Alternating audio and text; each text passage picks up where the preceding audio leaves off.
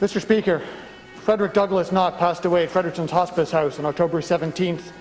He left to mourn him are his wife, Anne Burnham MacLeod, son Alex, grandson Rowan, granddaughter Rosie, stepdaughters Jill and Megan, and numerous wonderful nephews and nieces.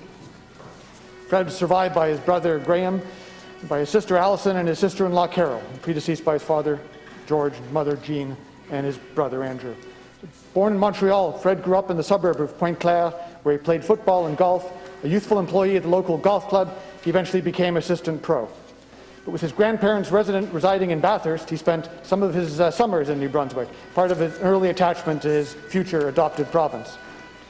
Fred, a man of some physical height, chose to journey to Moncton and then to take policing courses when he graduated from high school.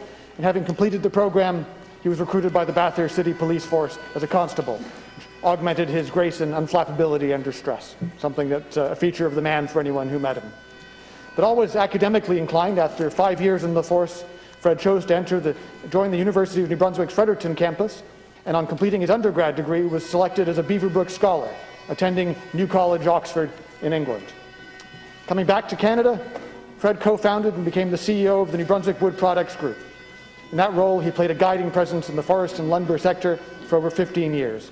As a colleague said, Fred was a connector, diligent, honest, personable, and highly respected.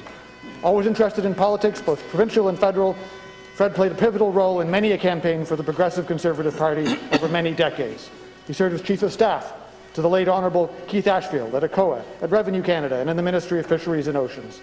Always defined by the work that he did, and seldom idle, Fred was recruited away from his short-lived retirement back to the University's Centre of Excellence and Development, the Wood Science and Technology Centre at the Hugh John Fleming Forest Complex, a role that matched his many years of expertise in industry with his experience in government.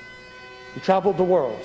You could find him researching the forest sector in British Columbia or at the tip of southern Africa. But he found his calling in volunteer duty here at home in Fredericton. Many will recall this gentleman engaged in roasting potatoes, preparing pounds of potatoes for many a fundraising function, and he once said that his avocation was truly the efficient use of a potato masher.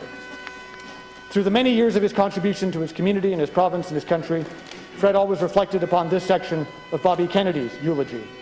Few have the greatness to bend history itself, but each of us can work to change a small portion of events, and in the total of those acts will be written the history of a generation. Fred, the husband, the father, and the grandfather, profoundly believed in these positive individual contributions. His quiet confidence, positive insights, and always gracious understanding will be missed by all who knew him.